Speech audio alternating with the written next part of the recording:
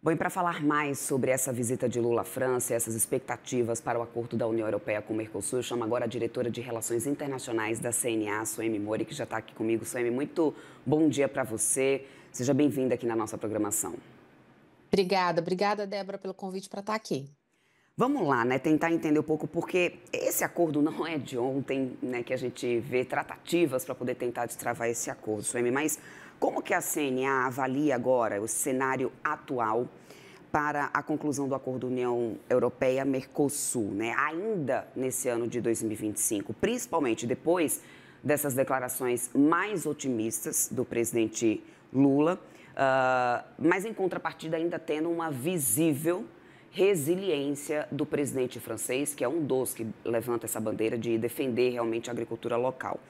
Eu te pergunto de como que você avalia a possibilidade diante do cenário atual, porque não dá para a gente excluir que hoje temos uma guerra comercial em andamento que a gente não tinha lá atrás. Então, com isso, a gente tem de fato alguma janela de oportunidade concreta, na sua opinião, ou a gente está vendo muito otimismo por parte do presidente Lula? Débora, eu acho que tem sim a CNA vê como uma janela de oportunidade. Não é surpresa essa fala do presidente da França. A França sempre foi a mais vocal, contrária ao acordo.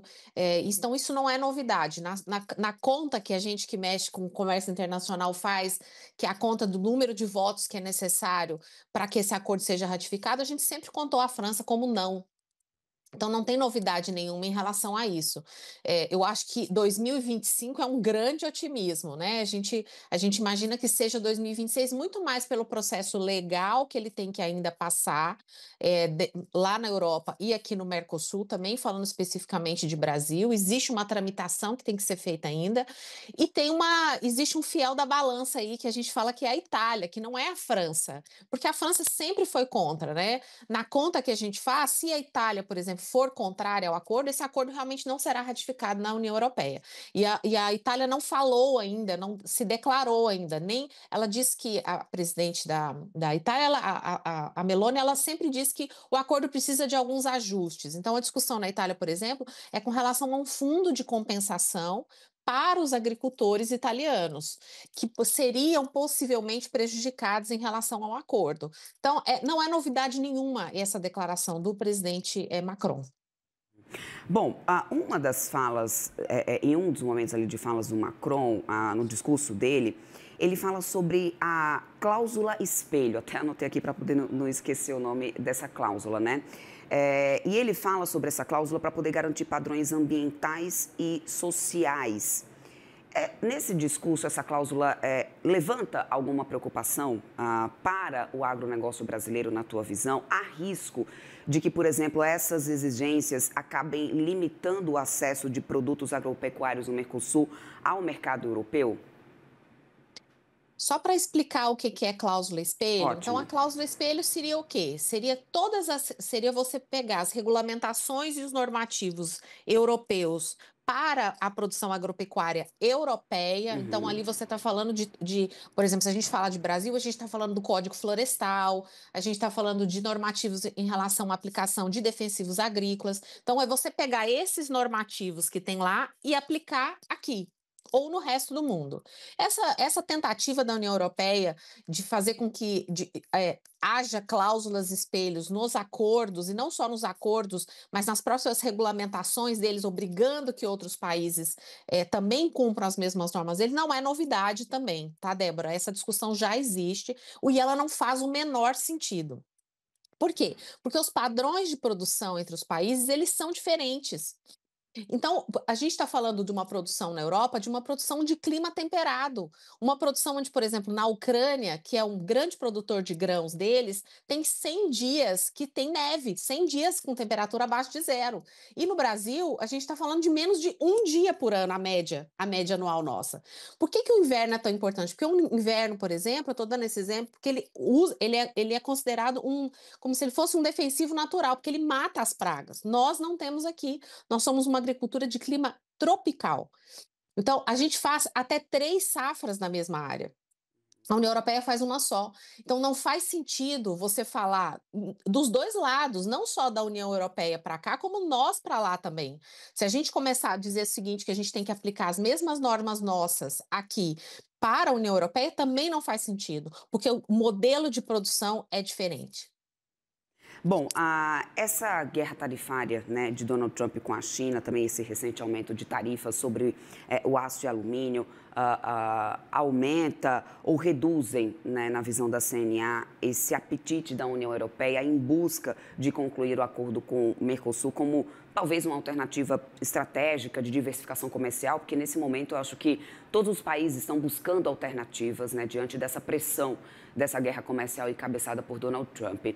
Então, por que não, né, o Mercosul ser cogitado como uma alternativa nesse momento, né? Como que você avalia o peso agora dessa guerra tarifária para uma decisão final nesse acordo entre União Europeia e Mercosul? Débora, tem um peso grande, sim. A gente sentiu, né, um apetite maior do bloco europeu para acelerar esse processo. O mundo inteiro tá vendo isso, não só na nossa relação, mas no mundo inteiro esse momento de instabilidade que a gente está vivendo e de incertezas fez com que a União Europeia, inclusive internamente, não só acelerasse esse processo conosco, mas olhasse para dentro do ponto de vista de tentar tornar a União Europeia mais competitiva. Então, essa questão de regulamentação, a gente já viu movimentos da União Europeia de desregulamentação e de reduzir a carga de regulamentação interna deles para tornar o bloco mais competitivo. Por isso que eu falei lá atrás que existe sim uma janela de oportunidades. É bom lembrar que o mandato negociador, ou seja, a competência para negociar esse acordo, não é de um país, não é da França, não é da Itália, ele é da União Europeia, na figura da Comissão Europeia. Então, a Comissão Europeia tem esse mandato negociador e é ela que está à frente disso agora. Então, esse processo de ratificação, de tradução, revisão legal e tudo mais, isso é feito pela Comissão Europeia, que tem demonstrado sim um apetite para acelerar e concluir efetivamente esse acordo. Agora, avaliando as condições, né, que temos hoje para poder atender qualquer tipo de aumento de demanda, né? Como que o setor agrícola brasileiro, nesse momento, se encontra para atender uma demanda de novos parceiros comerciais ou de, eventualmente, um acordo como esse sendo executado, né? Ou seja, a gente tem condições de atender a essas demandas, estamos preparados para isso? Como que você avalia, Mori, a situação atual do nosso agronegócio para dar conta realmente de novas demandas que venham a partir de novos acordos? Débora, a produção agropecuária brasileira ela é extremamente resiliente e a gente tem uma capacidade de adaptação enorme. Primeiro, também a gente não chegou no nosso pico, então nós temos ainda, nós estamos nessa caminhada de ampliação de produção agropecuária, né? Tanto do ponto de vista de tecnologias que a gente vem aplicando cada vez mais, existe um investimento muito grande nisso e nós temos uma produtividade muito alta, né? Então já tem casos, por exemplo, de mercados que se abriram, vou dar um exemplo, há 2 anos atrás, se não me engano, 22, eu acho, 23, a China abriu milho para nós, o mercado de milho para nós. Naquele ano, o milho, que normalmente está lá embaixo, no 7º, 8º lugar como produto mais exportado, se tornou o segundo produto mais exportado no ano que a China abriu. A gente conseguiu aproveitar essa janela de oportunidade. Essa é uma característica da nossa produção. Então, o mercado, o produtor brasileiro está preparado para isso, a gente tem condição de expandir a nossa produção e de diversificar a nossa produção, desde que haja mercado para isso. Agora, a gente fala muito sobre essa questão da resiliência, né, do agricultor francês ou agricultor europeu, do setor europeu, mas também até que ponto, como, né, e aí eu quero aproveitar aqui a tua expertise nisso, como que também a agricultura local, ou seja, o agricultor brasileiro, o setor do agronegócio brasileiro, enxerga essa resiliência, essa resistência, na verdade, da Europa em fechar esse acordo, né, Mercosul-União Europeia. Qual que é a contrapartida? Como isso tem sido visto e interpretado aqui pelos empresários, também pelo setor, na tua visão? Débora, essa resistência é uma resistência pela nossa alta competitividade. A gente sabe disso. A gente costuma dizer que numa mesa de negociação internacional, que é sempre liderada ou pelo Itamaraty, junto com o Ministério da Agricultura, o nosso setor é sempre o setor mais difícil, Uhum. porque nós somos o lado ofensivo, né? Então, é o lado que quer abrir, é o lado que os outros países têm muito receio, é o lado do agro mesmo, porque realmente a gente tem uma vantagem muito grande. Apesar de não termos acordos, como, por exemplo, esse que nós vamos fechar com a União Europeia, acordos que nos deem realmente vantagem do ponto de vista tarifário, a nossa vantagem é do ponto de vista de produtividade. Então, nós somos competitivos lá fora por causa disso.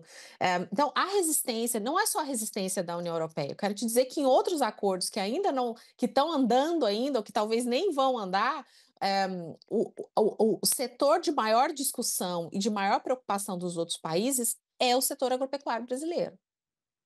Bom, no fim das contas, né, falamos aqui sobre essa resistência da França, né, da surpresa que pode ser, na verdade, o mais preocupante que pode ser, que realmente é a Itália, a não novidade dessa resiliência, né, do setor agropecuário europeu. Mas eu quero entender também aqui, Suemi, do teu ponto de vista, hoje, na tua visão, na visão da CNA, o que é que está faltando para que a gente consiga realmente destravar esse acordo. A gente teve ontem um grande apelo do presidente Lula, e não é a primeira vez que ele faz um apelo mais emocional para o presidente Emmanuel Macron, pedindo ou esperando, aguardando, né, através disso, um apoio da França em abrir essas portas para as outras resiliências que se encontram ali no bloco europeu, dada a importância também da França na região. Mas, tecnicamente falando, o que é que ainda falta para a gente conseguir destravar esse acordo? E sendo muito racionais, o presidente Lula fala em fechar isso ainda no ano de 2025. Você é otimista com esse prazo? 2025 eu acho muito otimismo. Fato é que hoje, assim, o acordo em si, que é um texto, ele já está negociado. Não, não, assim, você teria que reabrir o acordo como aquilo que foi feito em 2023. Então, hoje, a etapa real, no mundo real da negociação que está acontecendo, é uma etapa interna do bloco de lá e uma etapa interna do bloco daqui. Então, por exemplo, esse acordo nem chegou ainda para o nosso parlamento, vai ter essa etapa.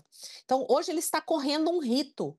A gente não tem nada travado. A gente poderia dizer que tinha alguma coisa travada no momento lá atrás que a gente estava negociando o texto, ou lá antes de 2019, quando a gente estava negociando troca de ofertas. O que é troca de ofertas? É quando um bloco ou um país diz para o outro assim: olha, eu vou diminuir a minha tarifa em tanto, ou eu vou preservar isso com cota em tanto. Isso foi fechado em 2019.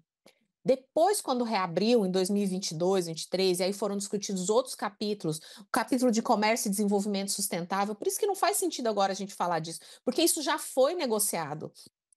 Falar em salvaguardas, que é o que o presidente Macron falou, o acordo já contempla salvaguardas. Isso também foi discutido, está lá no capítulo de defesa comercial. O texto já está fechado, Débora. A gente está seguindo agora um rito. As equipes negociadoras, tanto do bloco europeu quanto do bloco brasileiro, elas estão trabalhando.